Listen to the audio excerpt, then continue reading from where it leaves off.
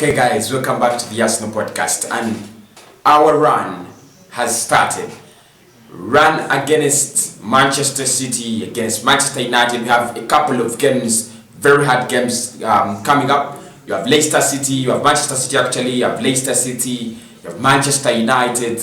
How many points are we going to grab against those big top 6 clubs? That remains the question, but still, I think this is the best time to play Manchester City. The best time to play City. They have a lot of problems. They have a forward line. Almost all their forward line is off. Aguero is off. Jesus is now, is injured. Probably this is the time you need to play Manchester City. Give them a heavy punishment, because we have seen they are beatable. They can be defeated. Leicester City showed us, showed us what it takes to beat City. However, they got so many penalties. I've not seen Arsenal get all those kind of penalties. 3 in one game. But anyway, I want us to look at the predicted lineup and the match preview predictions as well. Get in the comment box and tell me, how would you predict this game? It is tomorrow in the evening. Saturday in the evening. It's not the last kickoff. It's the second last kickoff. I think East African Standard Time. It is it will be around 19:30 there. So, predicted lineups. Thomas Partey has been signed. He has not stepped on grass for Arsenal. And this is the first opportunity Arsenal fans are waiting for. The glorious moment to see Thomas Partey in an Arsenal shirt number 18. Of course, we have seen him in an Arsenal shirt in the photo shoot. Almost 16 pics posted by the Arsenal ticket on the website. I mean, it's a good job. But we need to see what the 50 million euros cost us. Why did we pay 50 million euros for Thomas Partey? The answer starts tomorrow. I'm not really putting a lot of pressure on him, and I don't want to criticize him, even if he doesn't work out so well, because he has already been told the Premier League is not easy. And for us who have been watching it for almost some quite of time, we know the Premier League is not the easiest of leagues. At least you guys know that.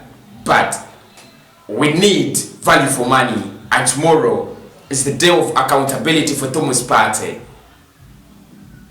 He starts his journey at Arsenal. He officially starts his career at Arsenal against Manchester City. There are so many questions around, whether Mikel Arteta will start him. But for me, my predicted lineup, I have him. He's the CDM. And I've dropped Granit Xhaka. Imagine. Xhaka is off. I have problems with him, you guys know that. So, I drop Xhaka, I keep Saka and Ceballos in the midfield. Let us get the party started, because it is your predicted lineup. Give me your predicted lineup in the comment below, because I, Kosi, am giving you mine. I'll start. Banleno, of course, is now a free man. He doesn't need, thoughts. There are no debates about him. No competition. Runarsson and Massey are not his match. So, unless he's injured, we cannot think about who will start in goal for Arsenal, right? And I think he's one of the best goalkeepers in the league. So we have no doubts and questions about him, do we? I don't think we have any. Tierney is doubtable because the Scottish FA claimed that he was in close contact with Southampton player Armstrong on international duty. Of course, Armstrong tested positive. That means Tierney has to self-isolate for almost 14 days. Jeez. Now, you don't imagine Tierney out of a Manchester City game, do you? With that kind of attack, because they really have, good players that use the flanks. Silva, they have Mahrez, they have Sterling. You don't imagine such scenarios when you don't have a player like Tierney, one of the best left backs, if not the best in the league. So it will be a big blow, but I include him in my probable lineup, because until it has been confirmed that he can't play, he can't play. So I bring him in my probable lineup. It's a 4-3-3, but looks like, this kind of diamond in front, don't care about that. So Tierney, if Tierney doesn't play, I would want to see Bukayo Saka play, in the left back, not Sead Kolasinac. I repeat, not Sead Kolasinac, because the problems Kolasinac has caused for us, all of us know, right? And he's not, he's no quality, he's no match for the Manchester City forward. You see, they are not doing well, but they have been international break. You never know how they are going to react from the international break. You never know how they are going to bounce back. Maybe they are going to come back on fire. This is the beauty of international break. A team goes out, international break comes in, they are fake. They are worse, they are total shit. But they come back and they start smashing everybody. And of course they have the quality, they have the manager, but you wouldn't expect Sid Kolasinac. I think Mikel Arteta cannot think about him.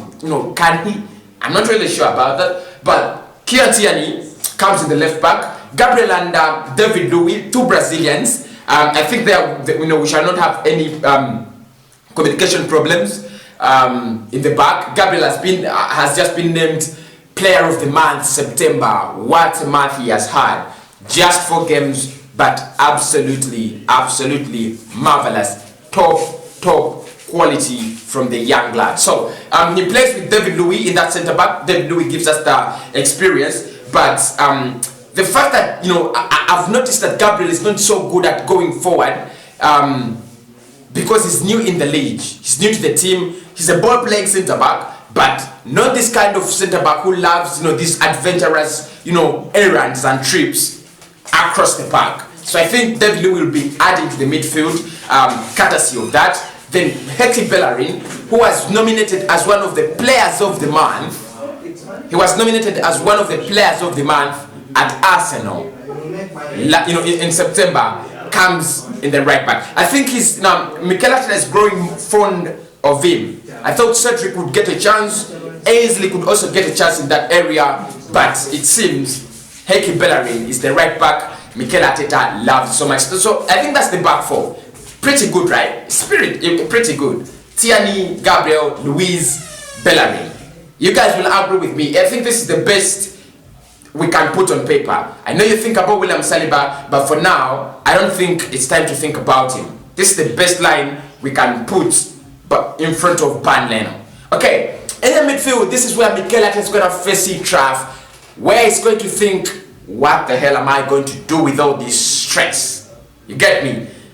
If I were Mikel Arteta, I would give someone like Ban Leno or David Luiz to choose the midfield, because trust me, it's going to drive him crazy. One, he has been used to a 3-4-3, which I don't think he's going to be using anymore, because the excuse behind his 3-4-3 was, he wanted to protect his rotten backline, which is no longer rotten. I'm not saying it is superb, but at least we have a backline that is improved, I think, from last season. Tierney is more stable. Gabriel is the newcomer who's doing well. Luiz, I don't know what the hell happened to Luiz, but he seems to be settling in and becoming more calm. It's either because Mikel Arteta has talked to him or something, or he has grown. But he was already old by the time he joined Arsenal. And then Hector Bellerin, one player who has not really performed up to the task for me, but I have no problems with him. He can improve, right? So in the midfield, that is where the problems come in. Dani Ceballos, Granit Xhaka, Thomas Partey, Bukayo Saka, all those players, plus Ainsley Maitland-Niles, all those players are available for selection, not forgetting Mohamed Elneny. Now, what brings in the headache is Partey, Elneny, Xhaka, and Ceballos, plus Saka are all in-form players. Because if you look at what we have been putting on paper and on the field, on the pitch this season, I don't think we have a midfielder who is this so bad. I don't think we have that midfielder who is this so bad. You think about him and you're like, he's really bad. No. At least for those who have played on the pitch. Dani Ceballos has given us some little output, impact. So is Granit Xhaka. Mohamed Elneny is already impressing Mikel Arteta. And Bukayo Saka, there are no questions about him. He's one of those players that have been playing in that midfield. They are creating the chances, they are creating spaces, they are increasing the pace, and trust me, you need him in that team. So, we have to close our eyes, be ruthless, and throw away our ex-captain, Granit Xhaka. I don't know what you guys think about this, but I'm going to throw away Granit Xhaka. in this case, I'll throw away Mohamed El Neni in this case as well. Now this is getting more interesting, right? Okay, let's do this. How about Thomas Partey plays in the CDM?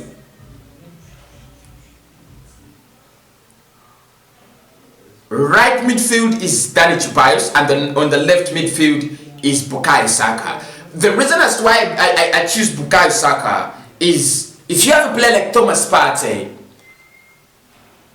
with all these defensive attributes, then you're going to need players that have the creativity in front of him or playing and partnering him in that midfield. Now Saka and Ceballos can give you that. The best option, of course, we know would have been someone like Mesut Ozil, but he can't, he just can't step on Mikel Arteta's pitch. And yesterday, Mikel Arteta said, his morale and so on is down, so he has to, he has the task of, improving his morale. He speaks a lot of PR these days, that guy. But okay, let's think about Dani Ceballos, Bukayo Saka, and Thomas Partey. Because you can't trust Dani Ceballos to create chances against Manchester City alone. You need a player like Bukayo Saka in that, in that lineup. Very good defensive wise. That means he's going to be a very good backup for Kieran Tierney. Thomas Partey can be very good backup for Heki Bellerin. That means Sterling and Riyad Mahrez or Bernardo Silva, whoever Pep Guardiola chooses to play on the wing, is not going to exploit us that easily, right? So I'll leave the creativity to Dani Ceballos. So Xhaka is out, El Neni on the bench as well. Up front, there are not so many problems unless if Pepe's form changed overnight. But I think it's going to be the same lineup. However, Mikel Arteta has grown fond of using Eddie Nketiah, especially at a time where his career at England is blossoming. He's scoring goals for fun for the England national team under 21. And of course at Arsenal, he's also, increasingly becoming a nice player. But still, I'll go with Aubameyang, Willian, and Lacazette. That is what I think he's going to choose. Though, I won't be surprised if he goes with Eddie Nketiah. In the 60s, I think Willian will play a more central role. Pepe will come on 60s or 70s. I also think Bukayo Saka will come off this pitch around in the 70s still to accommodate Granit Xhaka. So I think the introduction of Thomas Partey puts a lot of competition in that midfield. Xhaka would want to play, Saka wants to play, Ceballos wants to play as well as Mohamed El Neni. Could we see an Arsenal side competing against themselves and giving us the best result as fans? That is what we want to see. I pray we don't get red cards, we don't concede penalties, and we do not get injuries in this one, because we have so many hard games coming up. We have so many hard games coming up. I don't know the injury status of Aubameyang, whether he's fully recovered or is just fit, but I pray that he's already cured. Okay, let's look at the Manchester City lineup then, because we are not versing ourselves, we are versing City. Their best goalkeeper, Ederson, they bought him at around 50 million, I think. One of the best goalkeepers in the league. I think if you ask me who is better between them and Ederson, it's going to be a big headache. But he will start in goal. Kyle Walker, Bruno Diaz, Aymeric Laporte, and Mendy. Mendy is no longer this kind of frightening guy. I remember when he had just signed from Monaco, he was this kind of frightening guy. The speed, the pace, the accuracy in crossing, but he's no longer that kind of guy. Aymeric Laporte and Bruno Diaz, though, look more organized than any other Manchester City defense in the past, from the past season. So I think it's going to be a headache for us. Kyle Walker in the right back, I think this will be a problem for Kieran Tierney, because Walker is very good at going forward. However, it is a good chance for us to exploit him with Aubameyang using that side. In the midfield, another diamond with Rodri, Foden, and Ike Gundogan. Of course, Kevin De Bruyne is I don't want to say ruled out, but he might not play. He might not feature in this one. So Rodri, Foden, and Gundogan. Who the hell is going to create chances in this team? Gundogan, I'm not afraid of him. I think he's better off playing in a box to box. Foden, he's still young, very good, brilliant though. You don't underestimate him, but I think we can contain him. Rodri, as the CDM, I think Partey, this is an area to exploit for Thomas Partey if you have Rodri in that case. Now, Sterling and Bernardo plus Riyad Mahrez are the players to watch against Manchester City. Riyad Mahrez has a lot of skills, trickery, and he can get past any defender in the Premier League. You know that. He also has very good shooting skills and very good at set pieces. Raheem Sterling, though, is on fire. I think he's one of the revived players under Manchester City's Pep Guardiola. So we have to keep a very close eye. He's going to be disturbing much of Heki Bellerin and David Louis. Now, both of them, I don't think they'll be able to contain him. We shall need the help of Gabriel Magalhaes. The problem is, one, for Pep Guardiola, he doesn't have a natural striker on the pitch. That could be a problem, but it could also be an advantage. Look at Liverpool, how they use Roberto Firmino. I mean, he's nowhere a Timo Werner. He's not a Thierry Henry. He's not this kind of guy who is going to be in that box for all the time. He's not a Romelu Lukaku, but he creates space. So I think Riyad Mahrez could come as their striker to create spaces for them. And I think Mikel Arteta has already seen this. Whenever a manager like Klopp, when a manager like Pep Guardiola doesn't have a natural striker on the pitch, it is to their advantage. So I think Mikel Arteta can look at that and see that. But I think apart from that, we can beat City 2-1, 3-1. We can beat City if we can get hold of their midfield. I know they're at home, they're going to possess this game, but can we just rule over their midfield? That is how we can beat them. Rule their midfield, create chances. They have a weak back line. Kyle Walker is no way good, when it comes to defending. Benjamin Mendy, Aymeric Laporte, Diaz. Diaz is a decent centre back, but I think we can exploit Laporte. And if we can create, constant attacks, they're liable to making mistakes. They are only human. So 2-1 is my prediction from Arsenal to beat Manchester City, and those are the predicted lineups. I'll come back with the match preview. It will be tomorrow. So I look at Mikel Arteta's press conference. I think that is today. What did he say? Which kind of new jargons in PR did he learn and disseminate in the press conference? I think we shall look at that. Of course, I'll be coming with the players to watch. Like I said, for Manchester City, Sterling, Bernardo Silva, and Riyad Mahrez.